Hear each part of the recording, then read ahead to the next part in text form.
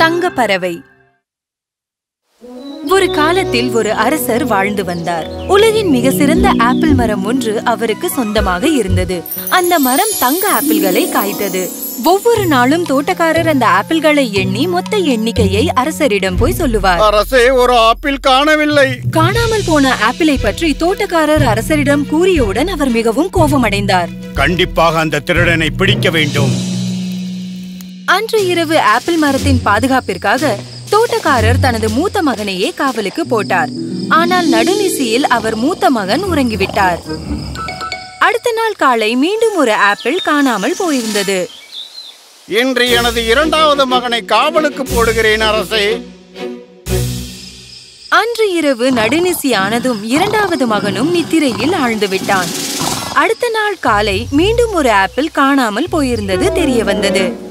தோட்டக்காரரின் மூன்றாவது இளைய மகன் தான் மரத்திற்கு காவல் இருப்பதாக கூறினான். யார் இந்த ஆப்பிள் திருடன்? என் முன்னால் வாருங்கள். இரவு மணி 12 ஆனதும் கிரீச் கிரீச் என்று ஏதோ ஒரு வினோதமான ஒலி காற்றில் மிதந்து வந்தது. அப்போது ஒரு பறவை பறந்து வந்தது. அது சுத்த தங்க பறவையாகும். அந்த பறவை தனது அலகால் ஒரு ஆப்பிளை கொத்தி எடுத்தது. உடனே தோட்டக்காரனின் மகன் எகிரி குறிப்பார்த்து அம்பை எய்தான். ஆனால் அந்த அம்பு பறவையை தாக்கவில்லை. பறவையின் வால் பகுதியில் இருந்த ஒரு தங்க இறகு மட்டும் கீழே விழுந்தது. பறவையோ பறந்து போய்விட்டது. காலையில் அந்த இறகை எடுத்துக்கொண்டு அரசரிடம் கொண்டு போய் சேர்த்தான். அரசபை கூடப்பட்டது. சபையில் கூடியிருந்த அனைவரும் இது நமது நாட்டின் எல்லா செல்வங்களையும் விட மேலானது என்பதை ஒப்புக்கொண்டார்கள். இந்த ஒரு இறகு எனக்கு பயன்படாது. எனக்கு அந்த முழு பறவையே வேண்டும். அந்த தங்க பறவையை பிடித்துக் கொண்டு வரும் வீரன் யார்? தோட்டக்காரரின் மூத்த மகன் இந்த போட்டிக்கு தயார் என்று முன்னோக்கி வந்தான். வா வீரனே! அனைவரிடமும் விடைபெற்ற அந்த மூத்த மகன் தங்க பறவையை கண்டுபிடிக்க காட்டுப்பாதையில் சென்று கொண்டிருக்கும் போது வழியில் ஒரு நரி அமர்ந்திருப்பதை பார்த்து அதை கொல்வதற்கு அம்பை குறிவைக்கிறான். என்னை கொல்லாதே. உனக்கு வேண்டிய ஆலோசனையை கூறுகிறேன். நீ எதற்காக வந்துள்ளாய் என்று எனக்கு தெரியும். அதாவது உனக்கு அந்த தங்கப் பறவையை கண்டுபிடிக்க வேண்டும். அதற்கு? எனக்கு நன்றாக தெரியும். மாலையில் தான் நீ கிராமத்திற்கு போய் சேருவாய். அங்கு எதிரெதிராக இருக்கும் 2 சத்திரங்களை பார்ப்பாய். அதில் ஒன்று மிகவும் ரம்மியமாகவும் அழகாகவும் இருக்கும். மற்றொன்று களை இழந்து குடிசை போல் இருக்கும். நீ இரவு தங்குவதற்கு குடிசையையே எடுத்துக்கொள்.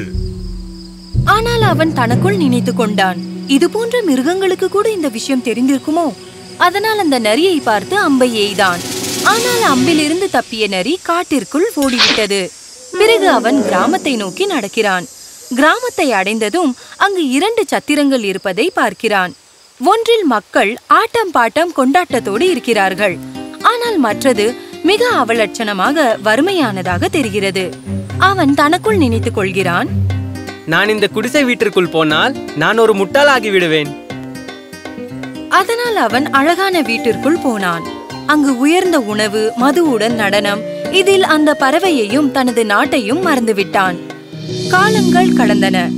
மூத்த மகன் திரும்பி வரவில்லை. அடுத்து இரண்டாவது மகன் புறப்பட்டான். அவனுக்கும் இதே நிலைமைதான் ஏற்பட்டது. அவனும் நரியை சந்தித்தான். அவனுக்கும் அறிவுரை கூறியது. ஆனால் அவன் அந்த 2 சத்திரங்களுக்கு வரும்போது மூத்த அண்ணன் அந்த ஆடம்பர பங்களாவிலிருந்து இவனை கூப்பிட்டான். இவனும் அங்கு போய்விட்டான். அண்ணனை போலவே தங்கப்பறவை மற்றும் நாடு அனைத்தையும் மறந்தான்.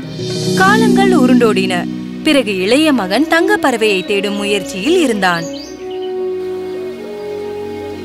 தயவு செய்து என்ன போக விடுங்கள் அப்பா. ஆனால் அவன் அப்பா பயந்தார். நான் ஏற்கனவே 2 மகன்களை இழந்திருக்கிறேன். ஆனால் கண்டிப்பாக என்னை இழக்க மாட்டீர்கள். என்னை நம்புங்கள். இறுதியாக அப்பா சம்மதத்துடன் இளைய மகன் காட்டை வந்தடைகிறான். நரியை சந்திக்கிறான். அதே ஆலோசனையை இவனும் கேட்கிறான். நீங்கள் தங்கப் பறவையை அடைய விரும்பினால் வறுமையாக இருக்கும் குடிசைக்கு செல்ல வேண்டும். அனுபவசாலி நரி, மிக்க நன்றி. என் வாளின் மீது வந்து அமருங்கள். விரைவாக பயணிக்கலாம். விரைவிலேயே கிராமத்தை அடைந்து விட்டார்கள். இளைய மகன் அந்த குடிசை வீட்டிற்குள் சென்று இரவு முழுவதும் தங்கினான். மறுநாள் காலை அந்த நரி இன்னொரு அறிவுரையோடு மீண்டும் வந்தது. இப்போது கோட்டையை சென்றடையும் வரை நேராக சென்று கொண்டே இரு. அங்கே கோட்டை காவலர்கள் தங்கள் ஆயுதங்களை கிடப்பில் போட்டு உறங்கிக் கொண்டிருப்பார்கள். அவர்கள் மீது கவனம் செலுத்த வேண்டாம். நேராக கோட்டைக்குள் நுழைய ஒரு ரகசிய அறை இருக்கும். அறையை அடைய வேண்டும். அங்குதான் மரக்கூண்டுக்குள் தங்கப்பறவை அமர்ந்து இருக்கும். அதற்கு அருகில் ஒரு அழகான தங்கக்கூண்டு இருக்கும். ஆனால் கூண்டை மாற்றும் முயற்சியில் இறங்காதே, பிறகு சிக்கிக் கொள்வாய். பிறகு நரி தனது வாளை நீட்டியது. அந்த இளைஞன் அதன் மீது அமர்ந்ததும் கோட்டையின் வாயில் வரை சென்றடைந்தனர். அதன் பிறகு அந்த இளைஞன் நரி கூறியபடி அந்த அறையை கண்டுபிடித்தான். இந்த அசிங்கமான கூண்டில் அடைப்பட்டிருக்கும் இந்த அற்புதமான பறவைக்கு விடுதலை கொடுப்பது என்பது மிகவும் பாக்கியமான விஷயமாகும். அந்த கூண்டின் கதவை திறந்ததும் தூங்கிக் கொண்டிருக்கும் சிப்பாய்களை எழுப்பும் விதமாக அந்த கிளி சத்தம் எழுப்பியது. உடனே இளைஞன் சிறைப்பிடிக்கப்பட்டான். அடுத்த நாள் காலையில் நீதிமன்றத்தில் நிறுத்தப்பட்டான். வழக்கின் விவரங்களை விசாரித்த நீதிமன்றம் அவனுக்கு மரண தண்டனை விதித்தது. கருணை உள்ளம் கொண்ட அரசே, என் உயிரை காப்பாற்றுங்கள். ஒரு நிபந்தனையில் உன்னை என்னால் விடுவிக்க முடியும்.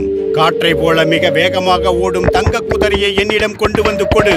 அப்போது உன்னை விடுதலை செய்வது மட்டுமல்லாமல் அந்த தங்க பறவையையும் உனக்கு கொடுக்கிறேன். உடனே அந்த இளைஞன் தனது பயணத்தை தொடர்ந்தான். வழியில் நரி அவனை சந்தித்தது. எனது ஆலோசனையை உதாசீனம் செய்ததால் என்ன நடந்தது என்று பார்த்தாயல்லவா? ஆனால் நீ மிகவும் நல்லவன். உனக்கு தங்க குதிரை கிடைக்க நான் உதவி செய்வேன். இங்கிருந்து நேராக கோட்டைக்குள் செல்ல வேண்டும். அங்கு உள்ள லயத்தில் குதிரை நின்று கொண்டிருக்கும். அதன் அருகில் ஒரு மணமகன் மிகவும் ஆழ்ந்து உறங்கிக் கொண்டிருப்பான். சப்தமில்லாமல் குதிரையை நீ அங்கிருந்து கொண்டு வர வேண்டும். ஆனால் அவன் அருகில் பழைய தோளாலான சேனம் இருக்கும். அதன் அருகில் இருக்கும் தங்க சேனத்தை நீ கண்டுகொள்ளக்கூடாது. அனைத்தும் திட்டமிட்டபடியே நடந்தது. ஆனால் குதிரையை பார்த்ததும் அந்த இளைஞனின் மனதில், நான் அவருக்கு தங்க சேனத்தை கொடுப்பேன். அவர் அதற்கு தகுதியானவர்தான். ஆனால் தங்க சேனத்தை எடுக்க முயலும் போது குதிரை கனைத்ததால் மணமகன் எழுந்து சப்தமிடுகிறான். அதை கேட்ட வீரர்கள் ஓடி வந்து இளைஞனை கைது செய்து நீதிமன்றத்தின் முன் நிறுத்துகிறார்கள். அங்கு இளைஞனுக்கு மரண தண்டனை விதிக்கப்படுகிறது. மீண்டும் அவன் உயிர் பிச்சை கேட்கிறான். ஒரு அழகான இளவரசியை நீ தேடிக் கொண்டு வந்து கொடுத்தால் நான் உனக்கு உயிர் பிச்சை கொடுக்கிறேன். அத்துடன் அந்த பறவையையும் குதிரையையும் கொடுக்கிறேன். அவன் திரும்பி போகும்போது மீண்டும் நரியை சந்திக்கிறான். நான் கூறுவதை கேட்டால் தங்கப் பறவை, குதிரை இரண்டையும் நீங்கள் கொண்டு போகலாம். ஆமாம், மீண்டும் ஒரு முறை உங்களுக்கு உதவுகிறேன். நேராக போனால் கோட்டையை நீங்கள் அடையலாம். நடுநிசியில் குதிரையை குளிப்பாட்டுவதற்காக இளவரசி வருவாள். அப்போது அவளுக்கு முத்தம் கொடுத்து விடுங்கள். பிறகு அவள் உங்களுடன் வர சம்மதிப்பாள். ஆனால் எக்காரணம் கொண்டும் அவளுடைய தாய் தந்தையை சந்திப்பதற்கு மட்டும் அனுமதி தந்து விடாதீர்கள். அவர்கள் கோட்டைக்கு வந்தபோது அனைத்தும் நரி சொன்னது போலவே நடந்தது. நடுநிசியில் இளவரசியை இளைஞன் சந்தித்தான். அவளுக்கு முத்தம் கொடுத்தான். அவளும் அவனுடன் வர சம்மதித்தாள். ஆனால் அவள் அப்பாவிடம் சொல்லிவிட்டு போய்விடலாம் என்று கண்ணீர் மல்க வேண்டினாள். இறுதியில் இவனும் சம்மதித்தான். ஆனால் அவளின் அப்பாவின் அரண்மனையை அடைந்தவுடன் அந்த இளைஞனை மீண்டும் கைது செய்து விட்டார்கள். என் அறையின் ஜன்னலுக்கு வெளியே தெரியும் காட்சியை மறைக்கும் அந்த மலையை இன்னும் 8 நாட்களுக்குள் வெட்டி எடுக்கவில்லை என்றால் என் மகள் எப்பொழுதும் உனக்கு கிடைக்க மாட்டாள். பலர் முயன்றாலும் வெட்டி எடுக்க முடியாத அளவு பெரிய மலையாக இருந்தது. 7 நாட்கள் முயன்று சிறிதளவுதான் வெட்டி எடுத்தான். நம்பிக்கை இழந்து சோர்ந்திருக்கும் போது அவனது நண்பன் நரி அங்கு வந்து மீண்டும் அவனுக்கு உதவி செய்தது. நீங்கள் உறங்குங்கள், நான் உங்களின் வேலையை செய்கின்றேன். காலையில் அந்த மலை தெரியவில்லை. இதனால் மகிழ்ந்த அரசன் தனது மகளை அந்த இளைஞனுக்கு கொடுத்தான். இளைஞனும் இளவரசியும் அங்கிருந்து போனார்கள். வழியில் மீண்டும் நரியை சந்தித்தார்கள். உங்களிடம் 3 இருக்க வேண்டும். இளவரசி, குதிரை, பிறகு பறவை. உண்மையாகவா? எப்படி? கவனமாக கேளுங்கள். நேராக அரசரிடம் செல்லுங்கள். இளவரசியை திருப்பி கொடுத்து விடுங்கள். அரசர் சந்தோஷப்பட்டு அந்த குதிரையை உங்களுக்கு பரிசாக கொடுப்பார். அவரிடமிருந்து விடைபெற வேண்டி அவருக்கு கைகொடுங்கள். இறுதியில் இளவரசியோடு கைகுலுக்குங்கள். பிறகு உடனே இளவரசியை தூக்கி குதிரை மீது உட்கார வைத்து உடனடியாக இருவரும் அங்கிருந்து புறப்பட்டு விடுங்கள். பிறகு தங்கப்பறவை இருக்கும் கோட்டையை நோக்கி செல்லுங்கள். நான் கோட்டை கதவுக்கருகில் இளவரசியுடன் காத்திருப்பேன். குதிரையை அவரிடம் அன்புடன் காட்டுங்கள். பிறகு அவர் பறவையை கொண்டு வருவார். உங்களுக்கு அதை பார்க்க வேண்டும் என்று கூறுங்கள். அது உண்மையான தங்கப்பறவைதானா என்று கவனியுங்கள். உறுதியானதும் அதை கையில் எடுத்துக்கொண்டு வேகமாக வெளியேறிவிடுங்கள். அனைத்தும் நரி கூறியது போலவே நடந்தது. உனது நல்ல அறிவுரைக்கு மிகவும் நன்றி நண்பரே. உனக்கு நான் எப்போதும் கடன்பட்டிருக்கிறேன். அப்படி என்றால் தயவு செய்து என்னை கொன்று விடுங்கள். என்ன? என்னால் உன்னை கொல்ல முடியாது. நீ எனது உயிர் நண்பன். சரி, இது உங்களது பெருந்தன்மை. இன்னொரு ஆலோசனையை உங்களுக்கு கூறுகிறேன். திரும்பி போகும்போது எச்சரிக்கையாக இருக்கவும். தூக்கு மேடையிலிருந்து பணத்தால் எவரையும் மீட்காதீர். பிறகு நதிக்கரையோரம் எக்காரணம் கொண்டும் உட்கார்ந்து விடாதீர்கள். தனது இரு சகோதரர்கள் இருந்த கிராமம் வரைக்கும் இளவரசியோடு சவாரி செய்து வந்தான். அந்த கிராமத்தில் பெரிய மேல சத்தத்தையும் கூச்சல்களையும் கேட்டான். அங்கு 2 ஆண்கள் தூக்கிலிடப்பட தயார் நிலையில் இருந்தார்கள். யாராக இருக்கும் என்று அருகில் சென்று பார்க்கும்போதுதான் அவர்கள் இவனுடைய அண்ணன்மார்கள். இருவரும் கொள்ளையர்களாக மாறியிருந்தார்கள் என்று தெரிந்தது. எனது பணம் அனைத்தையும் எடுத்துக்கொள்ளுங்கள். ஆனால் என் அண்ணன்மார்களை விட்டுவிடுங்கள். சகோதரர்களை மீட்டதும் அனைவரும் காடு வழியே பயணிக்கும் போது முதலில் நரியை சந்தித்த இடம் வந்தது. அப்போது 2 சகோதரர்களும் கூறினார்கள், சிறிது நேரம் இந்த நதிக்கரையோரம் உட்கார்ந்து இளப்பாரி விட்டு சாப்பிட்டு சிறிது மது அருந்துவிட்டு போகலாம் என்கிறார்கள். நரி கூறிய அறிவுரையை மறந்து அவர்கள் சொன்னதை ஏற்று நதிக்கரையில் இளைஞன் அமர்ந்து விடுகிறான். இளைஞனுக்கு சந்தேகம் வராதவாறு அவனை ஆற்றில் தள்ளிவிடுகிறார்கள். பிறகு இளவரசி குதிரை மற்றும் பறவையுடன் அவர்கள் தலைவனான அரசனிடம் போகிறார்கள். எங்களின் மகாபிரபு, நாங்கள் தங்க பறவை இன்னும் பலவற்றுடன் வந்துவிட்டோம். இவை அனைத்தும் நாங்கள் கஷ்டப்பட்டு வெற்றி கொண்டது. அத்தருணம் சபையில் அனைவரும் மகிழ்ச்சி அடைந்தார்கள். ஆனால் குதிரை உணவு எடுக்கவில்லை, பறவையோ பாடவில்லை. இளவரசி அழுது கொண்டே இருந்தாள். இளைய மகன் நதியின் கரையிலிருந்து கீழே உள்ள மணல் திட்டில் விழுந்தான். அங்கு தண்ணீர் இல்லாமல் இருந்தது. ஆனால் கரை மிகவும் செங்குத்தாக உயரமாக இருந்ததால் அவனால் மேலே வர முடியவில்லை. அப்போது பழைய நண்பனான நரி அங்கு வந்து மீண்டும் ஒரு முறை அவனை காப்பாற்றியது. எனது பேச்சை மட்டும் கேட்டிருந்தால் எந்த தீமையும் ஏற்பட்டிருக்காது. சரி, நீங்கள் எனது நண்பர். உங்களை இப்படியே விட்டு போக முடியாது. எனது வாளை நீட்டுகிறேன், அதை பிடித்துக் கொள்ளுங்கள். நதிக்குள்ளிருந்து அவனை மேலே இழுத்துவிட்டது.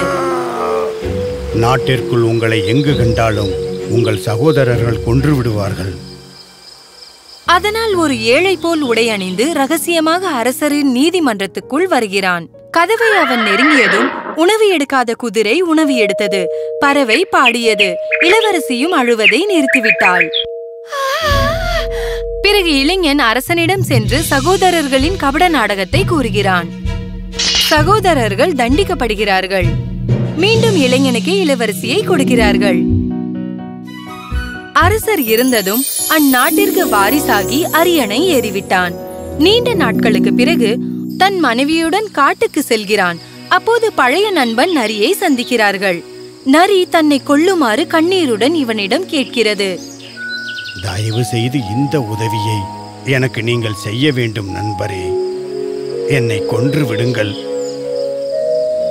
மிகுந்த மனவேதனையுடன் ஒப்புக்கொண்டு உடனே அந்த நரியை கொல்கிறான். நரியோ மனிதனாக மாறிவிடுகிறது.